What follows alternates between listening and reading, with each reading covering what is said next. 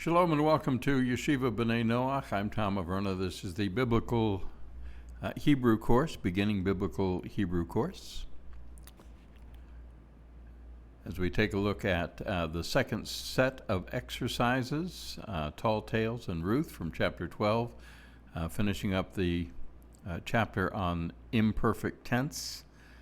Let's take a look at, let's complete our exercise 8. Sentence 4.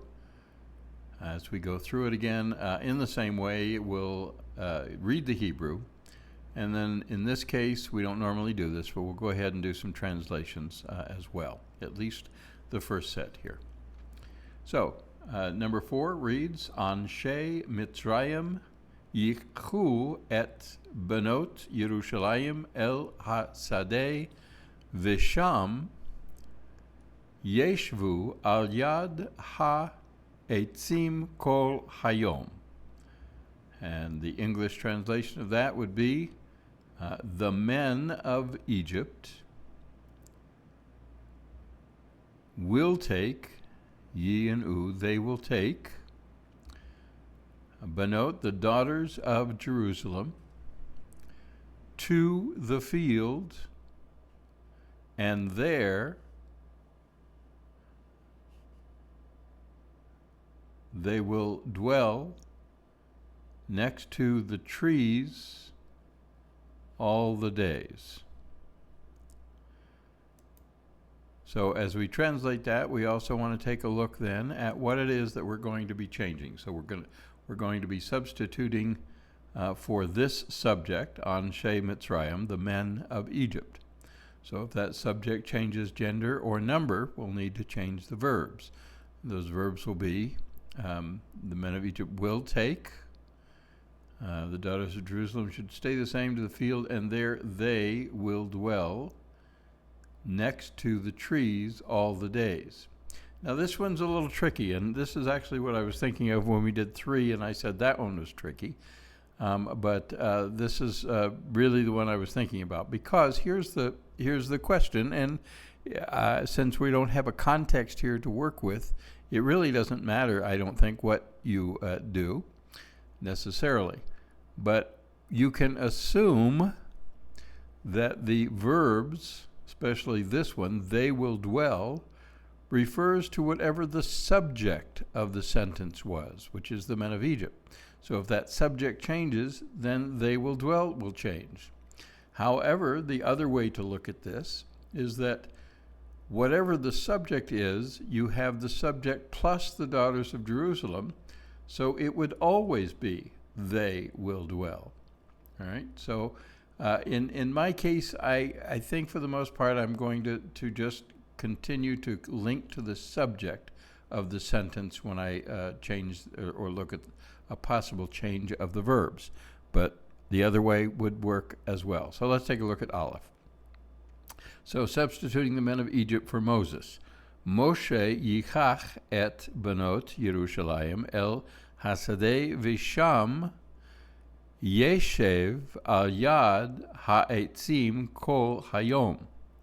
So Moses, he will take the daughters of Jerusalem to the field, and there he will dwell next to the trees all the days. Okay. Again, you could have done Yashvu, they will dwell, because that you're combining Moses with the daughters all dwelling together, but we don't know what the context of this is. So let's do a few more of these.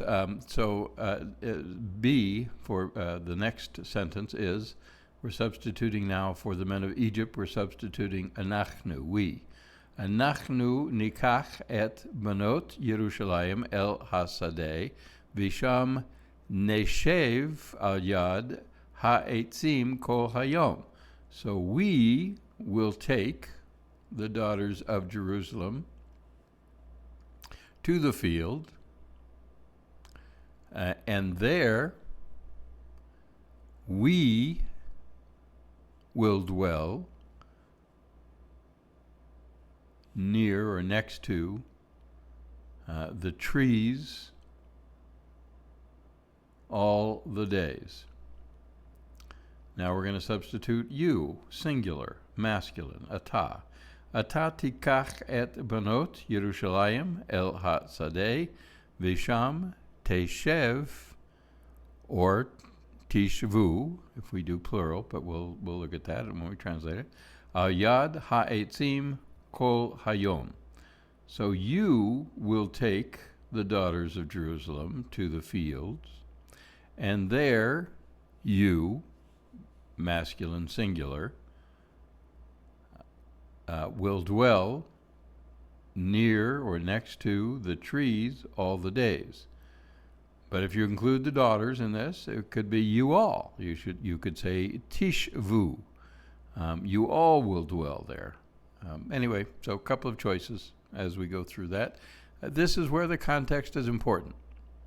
Generally speaking, though, you want to connect to the subject, the overall subject of the sentence.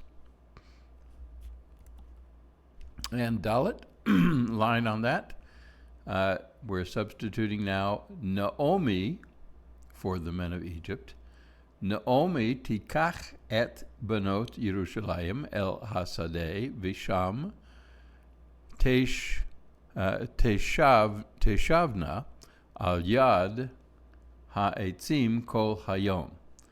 So Naomi,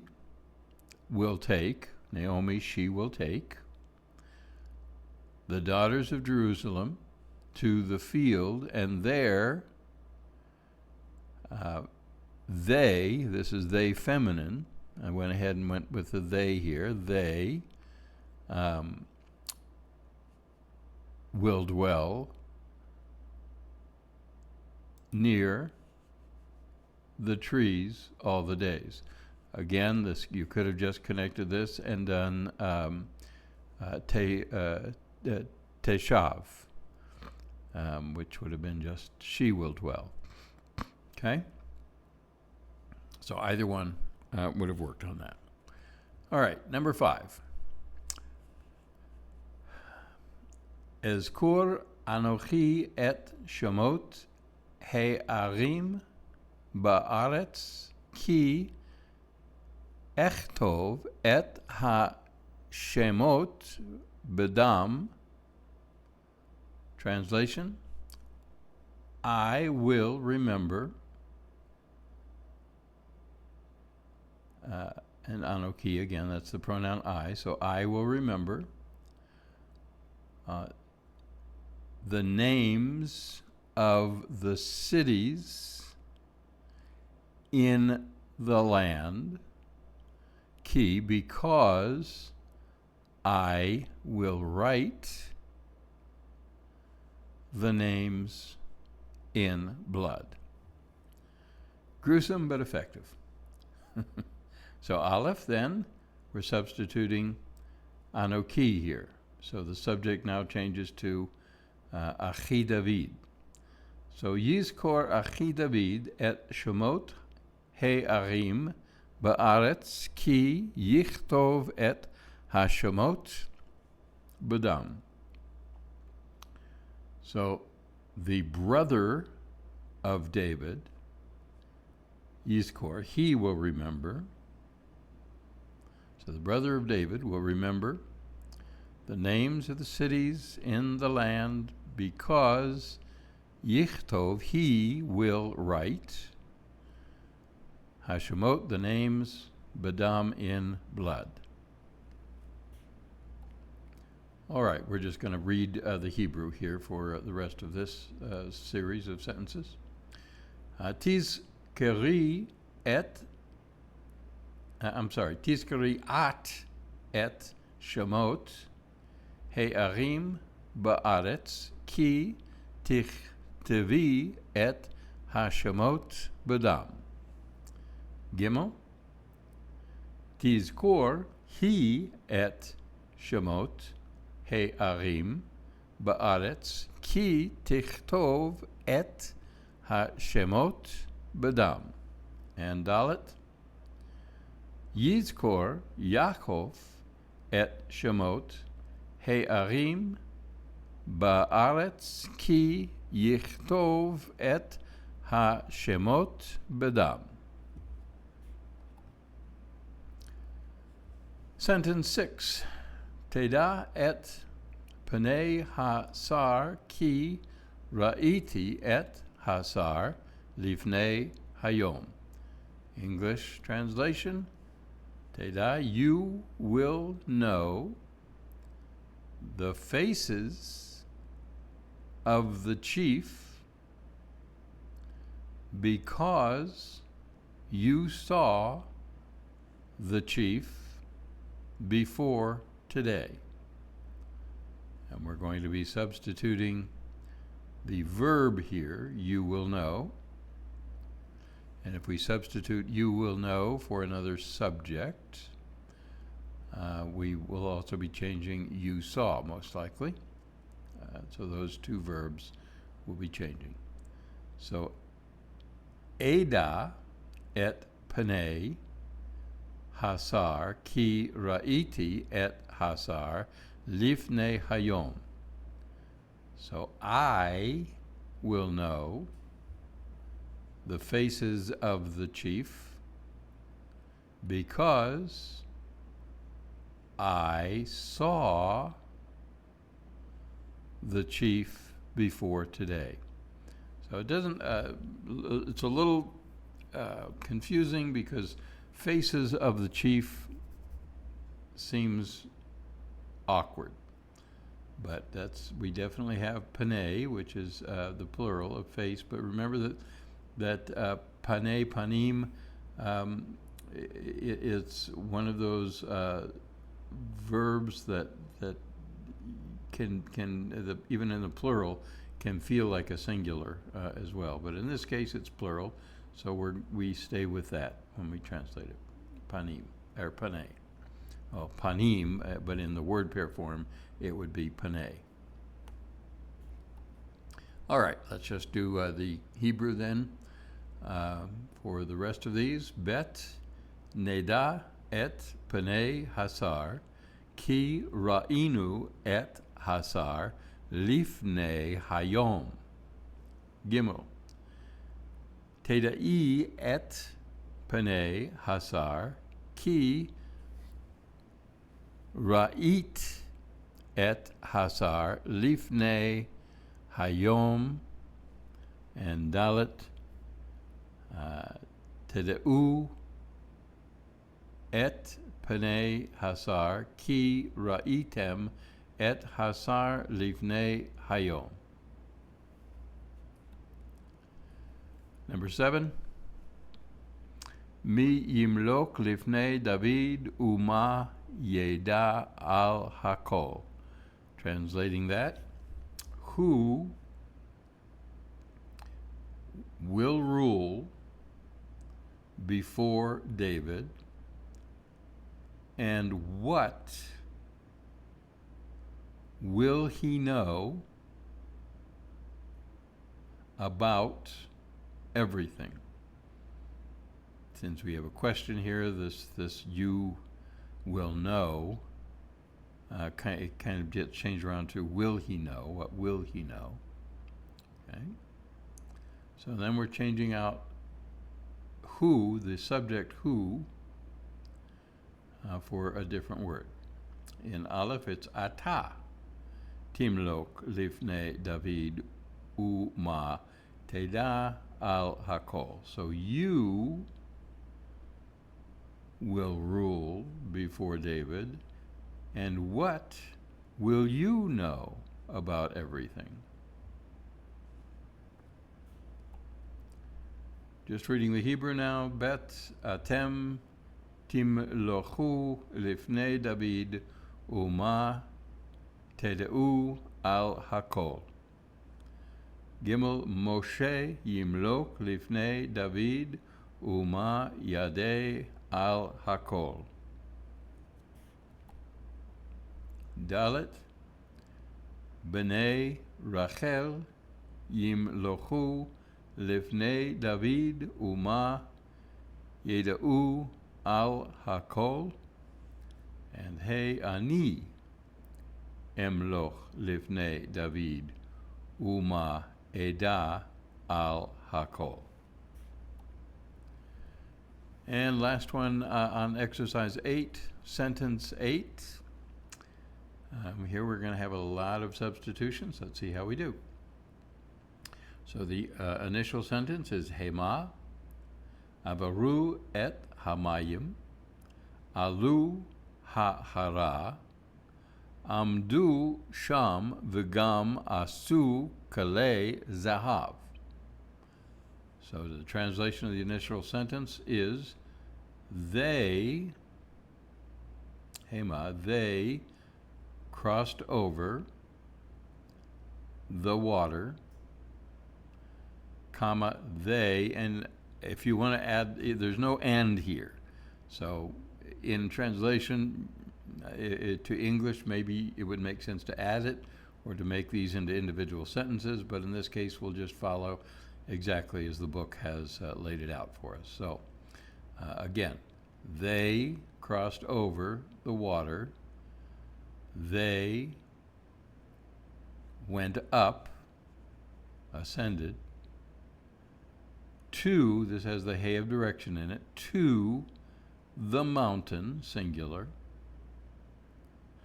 They stood there, and also they made vessels or implements or dishes of gold. So switching out they, in this case for I, Ani. Ani avarti et hamayim, aliti ha'hara, amadti sham, v'gam asiti kalei, zahav.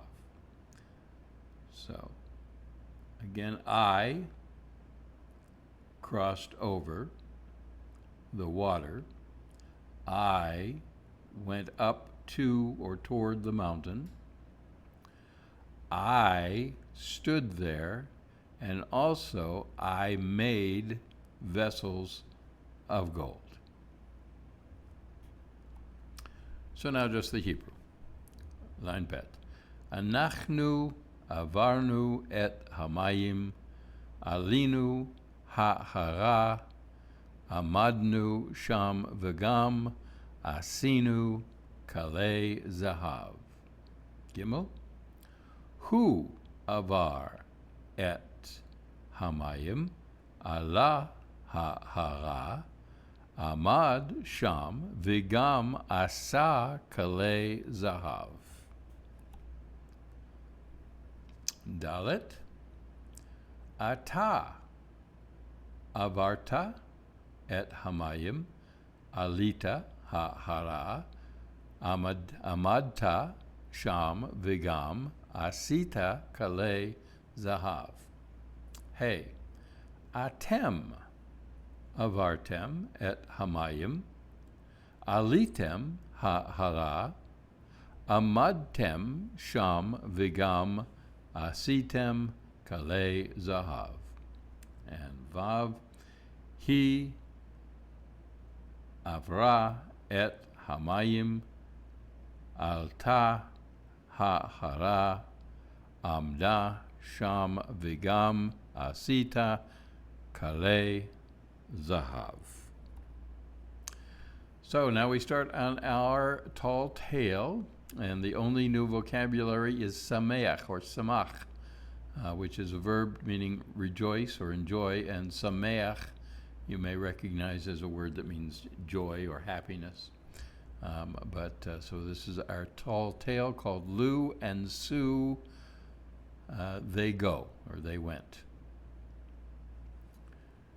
So we're just again going to read the Hebrew. This is kind of a fun one, so you'll hear a couple of familiar English words as we read through it in the Hebrew.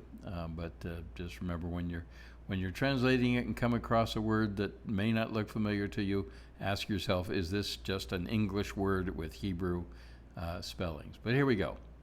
Lu visu, yashvu babayit. Su אמרה, לא נלך לשדה ושם נאכל. לו אמר, לא, אני אשב בבית ואני אוכל עם הכלים על יד המשפחה. סו, ניקח את המשפחה לשדה, נשב בין העצים, נאכל שם וגם נשמח, or נשמח, נשמח. לו, לא אלך וגם לא אשמח.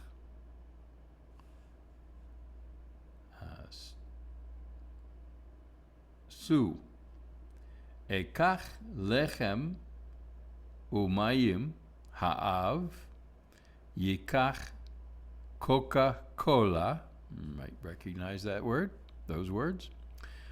נשמע את כל העצים והוא יפתח את הנפש ואת הלב. לו, הייתי בשדה, ישבתי בין העצים, אכלתי שם ולא שמחתי. סו, אלך אני עם המשפחה, ואנחנו נאכל בשדה. לו, היו בהמות בשדה, והנה אכלו את כל הלחם, גם היום הנה תאכלנה את הלחם. סו, נשב ובאוהל נאכל. לו, לא תדעי ולא תמצאי את הדרך לשדה. סו, okay. Again, English words. okay. אז אתה תלך, וגם תמצא את הדרך, ואתה תשב בין העצים, ואתה תאכל בשדה, ואז אם לא תשמח, לא תשמח. ואז לא הלך וגם מצא את הדרך, והוא ישב בין העצים, והוא אכל בשדה, והוא שמח. So all's well that ends well. Let's take a look at Sefer Ruth, chapter 1. We're now, would be verses 7 through 11. Again, your book kind of rewrites the verses so that they have more words in them that you'll recognize and verbs, structures that you'll recognize. And then they give you, of course, some of the words that you may not recognize. So let's begin Ruth chapter 1, verses 7 through 11. And again, just reading the Hebrew. All of these exercises, reminder, all of these exercises are up on Quizlet with the translations. So if, again, recommend that you do the translations first, and then you can check yourself on Quizlet, and also you'll get the reading of the Hebrew on Quizlet as well. All right, so here we go. Baderech leYehuda, Amra Naomi le'orpa v'Rut. Shovna Orpa lebeit imech. Shovna Rut Livet imech. So return to the house of your mother.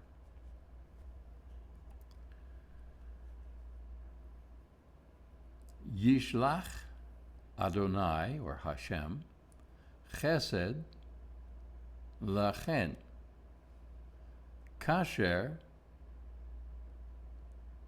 Shalachten Chesed LeMachlion Ulech-Kilion Vili. So here we have the names of Machlon and Kilion, the husbands of Ruth and Orpah, and that's not translated here for you, but you can figure that one out. Okay, but then we have Chesed here, which is kindness, to you, Lachain or Lachain. Okay, we'll get into possessives in a few more chapters, but Lachain would be a possessive, to you. And then kasher, as. And then another possessive, li, to me. Right, and the last set of verses. Timtzai Orpa Menucha Bevet Ish. Timtzai Rut Menucha Bevet Ish. Naomi Nashcha LeOrpa VeLeRut. Orpa VeRut Amru LeNaomi Nelech Imcha LeAmech. So again, here are the new words we have. Menucha, which is rest. So, Orpah, you rest within your house. Ruth, you rest in your house with another man. And then Naomi kissed Orpah and Ruth. Nashka. And then here we have again the possessives that we haven't covered, but imach would be with, with you, to your to your people. So that's the book of Ruth. Okay, that's our chapter 12 exercises in completion. So we'll start on chapter 13 next, and continue looking at then different aspects. And we'll, of course, from here on out, you'll be expected to know both the perfect and imperfect tense in the translations. So be sure you're familiar with that. Be sure you spent time on Quizlet practicing not only your vocab, but the other exercises that are up on Quizlet, so you have an opportunity to really know these things. You'll find some handy handouts on Google Docs under Chapter 11 and Chapter 12, so be sure and check that out. Otherwise, we'll see you here for Chapter 13. For Yeshiva B'nai Noach, I'm Tom Averna. Shalom.